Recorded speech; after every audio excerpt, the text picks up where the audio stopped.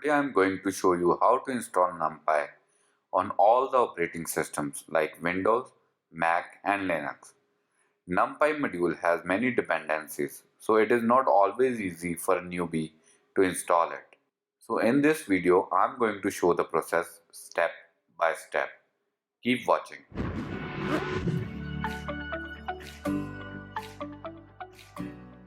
Hi there, welcome to Saral Gyan. NumPy or numerical Python is a library for scientific computing in Python. It is one of the most popular modules of Python and is also a backbone of many other modules like Pandas, etc. So let's learn how to install it. Before jumping in, I will request you to subscribe to our channel and hit the bell button for notifications as it will keep us motivated and we will keep on making helpful videos for you. Thanks. As I said in the preview, NumPy has many dependencies, so sometimes installing it is not that easy. One of the easiest way of installing NumPy is using a scientific Python distribution, and the most popular of them is Anaconda. So let's head to Anaconda's website and download the installer for your OS. The installer is available for Windows, macOS and Linux. Since I am on Mac, I will be using the graphic installer for Mac. If you are on some other OS, it won't make much difference, so you can follow along. And we will be downloading the Python 3.7 version because as you know, the Python has stopped the support for Python 2.7 version. So click on download and download the installer. So now go to the download package and double click on this. So let's install it. As you can see that this takes about 463 MB of the space in the computer. Though it is an easy way, but this is one of the downside of it. But you don't have to worry. I will tell you the other methods in which you can overcome this problem. So stay tuned till the end of the video.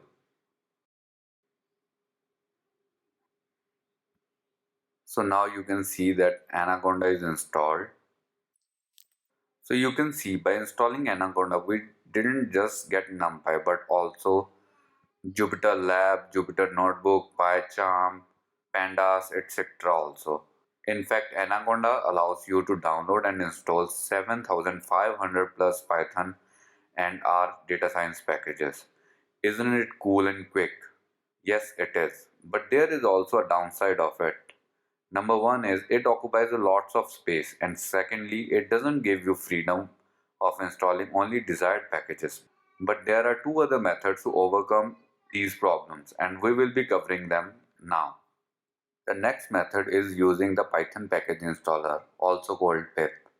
So open up your terminal or PowerShell or the command line depending on the operating system you are using. Let me make it big for you. And let me increase the font size. Since I already have a NumPy, I will be making a directory and installing virtualenv and activating it. So let's make a directory, make dir numpy install cd numpy install virtualenv dot source bin activate. So now I have activated it, and now I will do pip install numpy.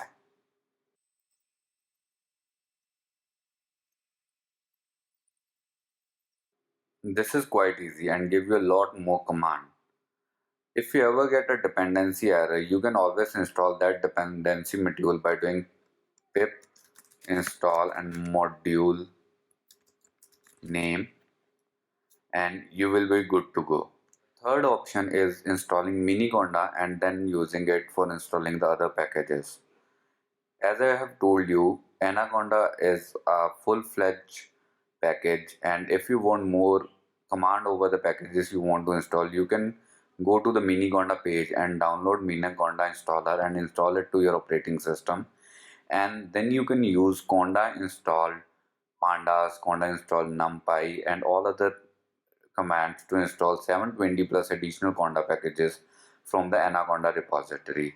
Doing this will occupy less space on your PC and will give you more command to choose the packages you want to install. So we have covered three methods, and using any of them you can install NumPy on any operating system, be it Windows, Linux or macOS. Apart from that, you can use other scientific package distributions like WinPython or Pyzo to install NumPy. And in case you're using Linux, you can use the package managers. For installing on Ubuntu or Debian, you can use apd-get, and for Fedora 22 and above, you can use DNF. I will leave all the necessary links in the description below. Before wrapping up, I would like to know which method did you like the best? Was it using the pip, Anaconda or the Miniconda? Leave your answer in the comment section below or participate in the poll shown in the cards above. This is it for this video. Hope you have enjoyed it. If you have liked our video, please give a thumbs up. Also, don't forget to subscribe to our channel and hit bell icon for future notifications. Thanks for now. Bye bye.